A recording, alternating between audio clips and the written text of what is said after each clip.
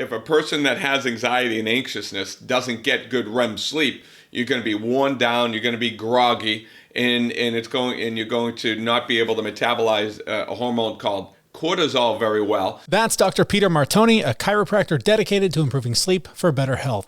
Today, he'll share how better sleep can reduce anxiety and balance hormones. Sleep plays a critical role of like plugging back in your smartphone or your cell phone at night. You need to recharge and allow all of your hormones to balance. And by the end of this episode, you'll learn how the different stages of sleep affect mental health. We'll share simple lifestyle tweaks to improve your sleep quality, and you'll understand the role consistency plays in balancing hormones and reducing anxiety. So if you're ready to improve your sleep for better mental health, stick around. But first, this is the Fit Mess, where together we learn to develop habits that help us live beyond our mental health struggles to create happier, healthier lives. He's Zach. He lives in the future with his anxiety. He's Jeremy, and he lives in the past with his depression. And we get together once a week in the present to share the obstacles we face and how we overcome them. Hey, welcome to the show. Zach is off today. And listen, sleep is something I'm usually pretty good at. But for weeks, I've been dealing with a lot of stress and anxiety, and that's led to late nights, waking up in the middle of the night and not really being able to go back to sleep, and feeling like crap because of it. Then, like I've heard from so many of you, daylight saving time really upended everything. It's now dark at 4 o'clock in the afternoon, which is depressing as fuck. And people they're sharing that it's amplifying their seasonal affective disorders. But this ridiculous manipulation of time is something we're going to continue to deal with since lawmakers can't seem to even agree on what time it is. So it's our responsibility to take control of how we respond. That's where Dr. Peter Martone comes in. He's also known as Dr. Sleep Right. He's been studying the role sleep plays in mental health, wellness, and fitness for decades. Coming up, he'll share the common mistakes you're making with your sleep habits, including the position you're sleeping in, and how they may be impacting your struggles with anxiety and depression. And I'll share my conversation with him so you can improve your own sleep habits right after this. Do you finally want to get the results you've been dreaming of?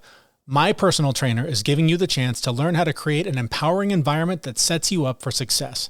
In just 5 days, you'll discover why your current environment may be sabotaging your success, how to build a network of supporters who motivate you to bring your A game, tools to design a lifestyle where you and your peers thrive, and his proven framework to make any goal a reality. Sign up now and you'll get the full 5-day challenge program to build the right greenhouse for growth, if you will. Plus, you'll automatically be entered to win 6 months of personal coaching with my trainer, Joe Villegas. That's a total of $6,000 that you're getting for free. Don't let your surroundings dictate your destiny any longer. Take advantage of this limited time offer from Joe Villegas and finally make progress on your biggest goals.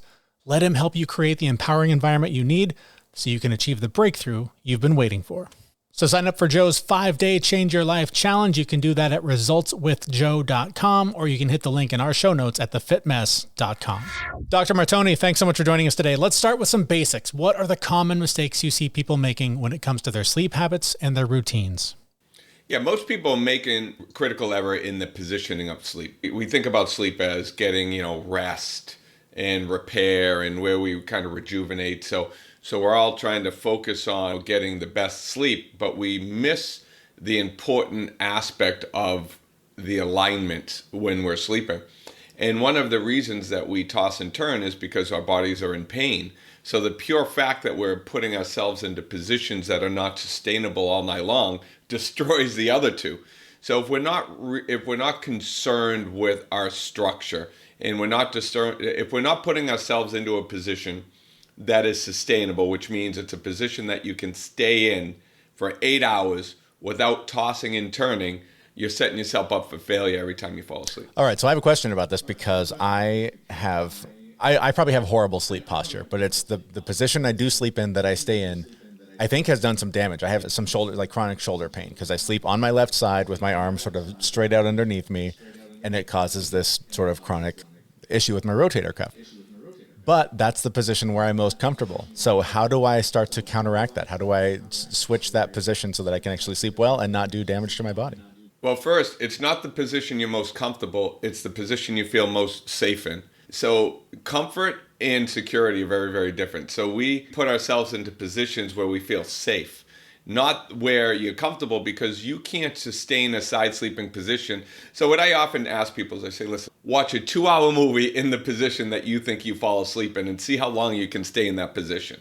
And arguably you can stay in that position for 20, 30 minutes, but your arm's going to start falling asleep, and then you're going to toss and turn, and you're going to have to move out of that position. Well, that's the same thing that's happening at night. So you're putting yourself into a position where your body weight is distributed over a small surface area, and you're going to set yourself up for pain and discomfort. And then once you fall asleep, your subconscious brain is taking over anyways. So you're going to toss and turn. And if you do, let's say, have alcohol, or you're really tired and you stay in that position longer, that's where you're doing the damage to the tissue, and you're going to wake up being really, really stiff.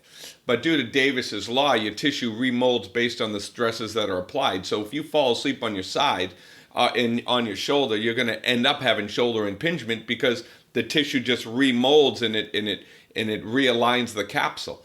So when you fall asleep in a position, you need to, let's say it's a back sleeping position, understand why your body doesn't like it. It's not because it's not comfortable, it's because you don't feel safe. So then your body is going to toss and turn because your brain doesn't know how to relax. It doesn't know how to think differently while you're on your back. So there is a whole host of things that come up. So feeling comfortable or feeling safe, they're two very different things, and we're really trying to distinguish the two. So I know chiropractic is your thing, but let's get psychological for a minute. What is it about maybe sleeping on your back or a healthier position? Why is there not a sense of safety? Is that something from childhood? Like where do we develop that? Our bodies are, so how do we put it? Especially the cross-dominant individual, an individual that's like right-handed, and when they make a circle, if they look, I'm looking at you through my right eye, right-handed, right-eyed, but I'm left-footed. That's cross-dominant. That individual has high anxiety, and they're going to be more likely to curl up in a ball. So pressure, curling up in a ball, picture an ostrich. In order for an ostrich to feel safe, it sticks its head in the ground, right in the sand. Right. Well, we feel safe tucked up into a ball, back into the womb of our mother, using pressure. That's why weighted blankets work, because pressure stimulates what's called the parasympathetic nervous system. So when you look at not feeling safe or feeling anxious or you have to run from a tiger, that's a survival state. So that puts your body into a sympathetic dominant state. When people lie on their back and they feel exposed, that's an anxious place to be, because almost like that primitive way where you think somebody's going to come in and stab you at a subconscious level. But when you're curled up in a ball, you feel protected and safe. So what happens is that your body's going to be able to drift off to sleep a lot easier because you won't have that racing brain that's subconsciously telling you to go into fight or flight. So that's a good segue into talking more about mental health and the impact of sleep. So if we're able to make that transition, sleep a little bit better in a better position, we're obviously getting better rest. So what role does that play in managing things like anxiety and depression? Yeah, well, there are, especially when you look at the different stages of sleep. So different stages of sleep, your body does different things. So you have, let's say, deep sleep, which is the deepest form of sleep, is where your body repairs, where the body recharges, it heals. Then you have something that's called REM sleep. It's a shallower part of sleep, but it's where you dream. That's where your brain recategorizes information. So if you don't get, if a person that has anxiety and anxiousness doesn't get good REM sleep, you're going to be worn down, you're going to be groggy, and you're going to not be able to metabolize a hormone called cortisol very well. So cortisol is that stress hormone, so it keeps you in a very anxious state because your body is not going through the natural sleep cycles to be able to rest, repair, and re-energize. So sleep plays a critical role of like plugging back in your smartphone or your cell phone at night. You need to recharge and allow all of your hormones to balance. If not, you start the day off in an anxious state. So speaking of stress, let's talk about HRV. This is something that is, I think, probably new to a lot of people that are on this sort of new wellness journey or whatever. But tell me about HRV and why this is something important, why we should be tracking it, and what role it plays in all of this. Yeah, so one of the major reasons, and we have a protocol that we are going to start teaching in January, and that protocol uses a very specific variable in your body or metric in your body, and that's HRV, to monitor how rested, how recharged, how re-energized you are. And HRV is simply the balance between two nervous systems that are on this constant seesaw, this teeter-totter. And it's the sympathetics, which is the nervous system that is engaged when you're running from a tiger. So that's called your survive nervous system. And then you have your thrive nervous system. That nervous system is what controls your thrive systems, like your reproductive system, your digestive tract, and your immune system. So it's no coincidence that somebody that has, let's say, skin issues also has a digestion issue, or somebody that has, hormonal imbalances also has, they have allergies. It's because you have this constant seesaw. And when you have a sympathetic dominant state, which is where a lot of people live because of a specific nerve that gets inhibited due to side sleeping with that forward head posture, it's called your vagus nerve. So when you throw that vagus nerve into suppression and you have a sympathetic dominant state, there's this reading that's called heart rate variability. The same nervous systems that are controlling all of your vital organs are controlling your heart. So when you're sympathetic dominant, your heartbeat gets very regular, which puts a significant amount of stress on your heart. When you are more of have parasympathetic balance, your heartbeat, believe it or not, is more irregular, which distributes the stress over the whole heart, and basically your body is ready for anything that day. So we want to use that heart rate variability reading to score how rested we are or how balanced we are between those two nervous systems.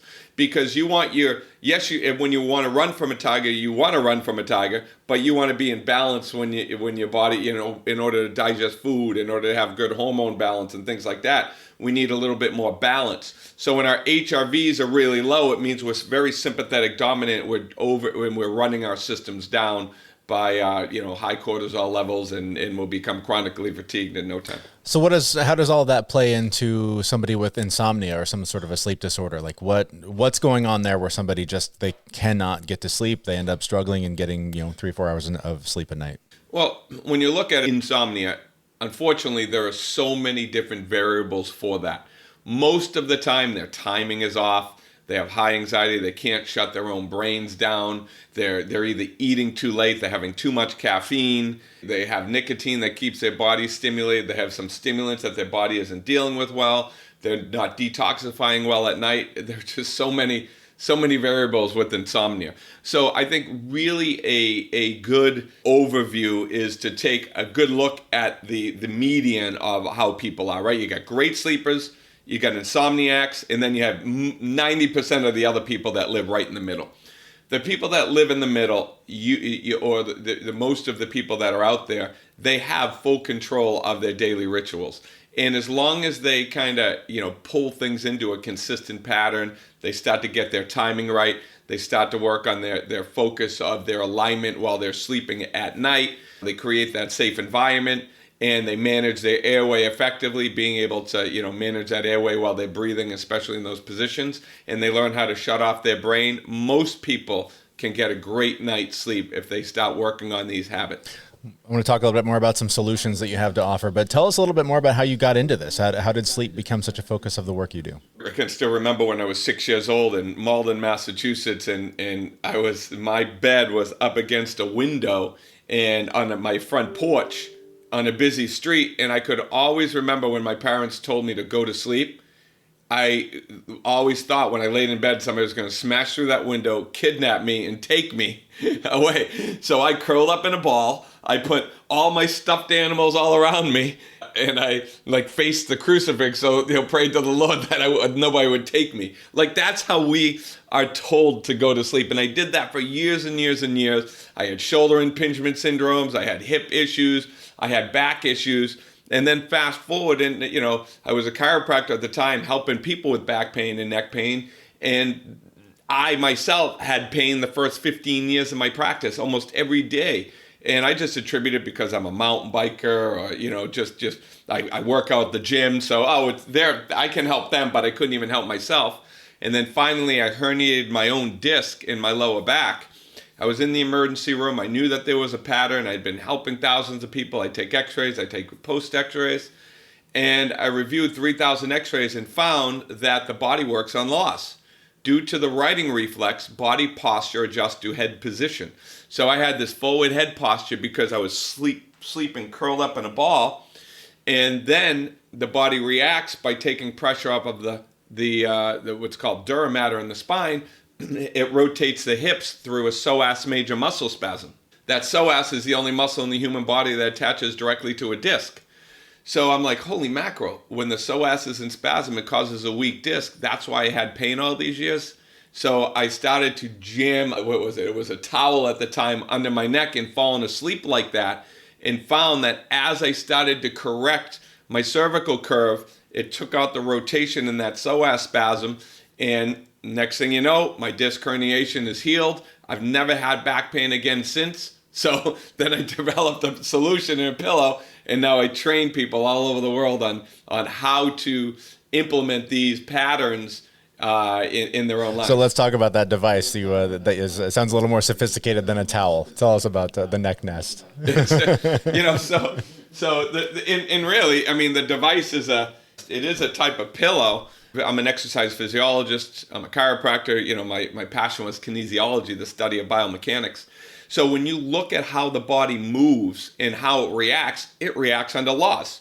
One of the laws in the body, we've all heard it, if you don't use it, you lose it. Yeah, lose absolutely. it, right? So that means anytime you support something in the body, you're going to make it weaker. Whether it's a back support, whether it's an arch support, whether it's a cervical support while you're sleeping at night. When you support the head, or you support the cervical spine and the cervical spine and the head together, you're destroying the natural arch in the neck. So what a neck nest is it will just sit on your bed if you don't know how to use it. So we have all these programs to help people learn how to use it. It's a pillow that is designed to be placed in a specific position where it basically hugs your neck, and it uses the weight of your head lightly off of the back of the neck nest to gently stretch your neck while you're sleeping. It uses distraction, and it gently stretches the curve back into your neck, and the body will respond through the righting reflex by realigning your entire spine once you end up getting your sleeping position correct. I imagine in addition to that curled up position, that we're also staring at our phones all day, heads down. We're staring down at our computers all day. I mean, that's just got to be exacerbating the problem. Yeah, we call that the modern day lifestyle. So some of the things that we have identified is the need, how the need of getting your sleeping position is increasing so rapidly because of the amount of time we're spending on our cell phones, the amount of time we spend on computers, kids studying in school. With all of that forward head posture, it's being reinforced by side sleeping. So it's just destroying the structure. I see 10-year-olds in my office with stage 1 degenerative changes. I mean, I'm seeing kids early and earlier in our offices with these degenerating spines. And the one thing that nobody's talking about is that the spine houses the central nervous system, right? So the structure of your spine, all of these nerves are within that spine. And when you throw off the structure of the spine, you infect the integrity of the nerve.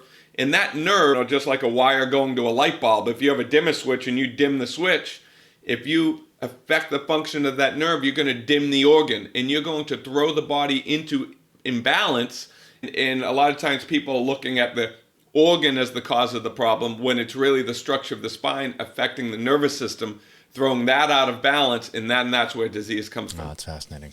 Tell me, so obviously there's the neck nest, right? This is one tool that's available to correct some of this. What are some other things people can just start doing today to start making sure that they are not contributing to their own problems?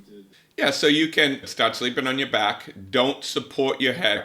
So what you want to do is you want to take a pillow, put it under your neck, and allow your head to hang off the back of the pillow. Then the next thing you got to get down is you got to get comfort, right? I mean, you have to feel protected. So feeling protected, I recommend people getting a sleep mask.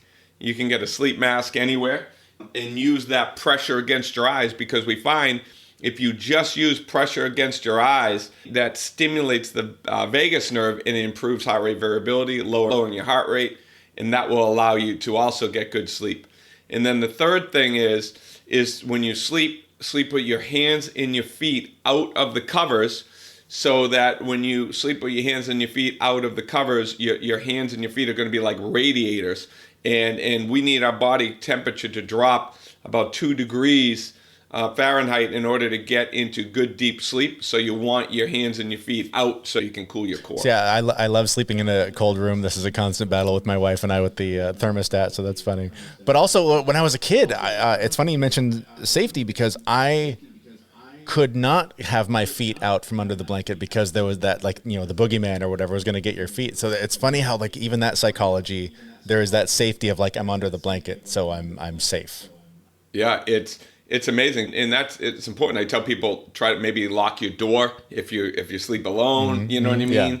You got to make sure put an alarm on so you know, subconsciously you don't think somebody's going to break into your house when you're sleeping. Right. And it's really common that people that are sleep on the first floor sometimes have a little bit of an issue because of people coming into the windows. Yeah. You know, it's like all of the subconscious thoughts, you know, that go through our heads that affect our sleeping, and nobody really talks about it. Some basic sleep hygiene. How much sleep do we need?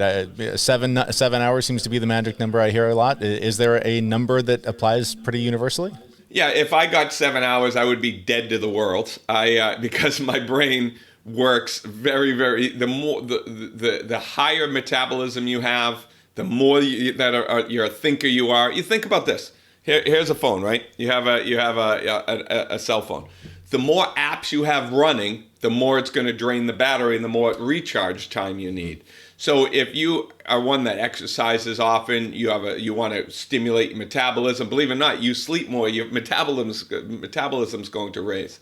So I like to decide how much sleep I need. I have a target HRV. This is what we teach in our certification program. So I have a target HRV. That target is 40, right? I want whether whatever wearable you have, it doesn't matter. Mine's 40 just based on the inaccuracies of my wearable. What you want to do is you want to identify the day that you feel the best, and you want to understand what that HRV would be, and then you want to increase that by 15%. Just think about giving yourself 15% more energy and more performance. So you come up with your target, increase that by 15%. And you come up with a number, increase that by 15%. That should be your target. And then you figure out how much sleep, because the amount of sleep is arguably just as important as the quality of sleep. So you can get away with less sleep if your quality increases, right? So the amount really varies based on individual to individual, based on your quality of sleep. This is something I've always I do a lot of Googling, because according to my inaccurate wearable device, my HRV is a lot lower than I would like it to be. And for me anyways, the way my brain works, it's hard for me to wrap my head around what are the steps to take to increase my HRV. Like, you know, I can say I want to walk 10,000 steps a day, and I can go walk 10,000 steps a day, but to go like, I want my HRV to go up 5%. What are the steps I do to actually make that happen? Yeah, HRV tends to, so you think about it. HRV is a balance between the parasympathetic and the sympathetic. Most of the things that drive that balance are, you know, let's say other than nervous system, right? The things that are chronic, habitual thought patterns. So when you look at your stinking thinking, that is what is ultimately driving that balance. Then now let's put the restrictions on. Let's put forward head posture, which means due to our sleeping position, our head comes forward. That compresses a specific nerve in your spine called your vagus nerve. 80% of your entire parasympathetic nervous system signal runs through that nerve. So as you have forward head posture, or you lose a cervical curve, you can figure that out by x-ray, you are going to be vagus nerve inhibited. So you can try on the other end to wax and shine your shoes, but if you're always walking in the dirt, you know, it's gonna be a constant battle. Like that. So you have to really be focused on decreasing, you know, getting right between your ears. You do that with exercise to metabolize the cortisol during the day, and then you try to, you know, have different relaxation techniques, and then attach yourself to a scent. So we have some challenges, like entry-level challenges that we offer in sleep quizzes that people can do. And those things are good ways to kind of start to dive into the whole understanding of what you need to do. That's amazing. Well, tell us more about that, where we can learn more about the Neck Nest and the work you do. Where can we find you online? Yeah, so if you want to take one of our sleep risk assessments, you just go to drsleepright.com. And there you can take that sleep risk assessment. You can look at the different programs that we have. And then on that page, there's our products page, and that links to our Neck Nest website. And what I would recommend, even before if you decide to get one or before you get one, just watch the videos on what we stand for, what it is, because most people, the human nature is to go towards pleasure and away from pain, right? So we want to do more of the same because it's tougher to change. So when we look at, I told you some of the reasons why we toss and turn. One of the reasons, well, actually, you said I'm more comfortable on my side. No, you're not. You feel more protected on your side, but you're more comfortable in a position that you can stay in, more sustainable. So understand what that position is. And then you don't have to convert to that position the entire night. You just need to make a commitment. You're only in control of when you close your eyes and then subconscious takes over. So you make a commitment on falling asleep the right way. And that's what we tell our patients, our clients, is that you're not making a commitment to do this for the entire night. We're teaching you how to fall asleep with the right rituals. And then you just do that every single night and let the body do what it's going to do in the middle of the night. Our thanks to Dr. Peter Martone. The links he mentioned are in the show notes for this episode at thefitmess.com. And I think the key takeaway for you is to consider how your sleep habits may be causing not only physical pain, but also messing with your mental health as well. So whether you need the neck nest or you just need to make some other small tweaks like he mentioned, they could go a long way in improving the way you feel. That's it for this episode. We appreciate you being there. If this episode has been helpful for you in any way, and you know of others who may have similar struggles, please consider sharing this with them so they can learn some of these new ideas to improve their sleep as well. Thanks so much for listening. We'll see you next time at thefitmess.com. We know this podcast is amazing and doesn't seem to lack anything, but we need a legal disclaimer. Prior to implementing anything discussed in this podcast, it is your responsibility to conduct your own research and consult your physician. You should assume that Jeremy and Zach don't know what they're talking about, and they're not liable for any physical or emotional issues that occur directly or indirectly from listening to this podcast.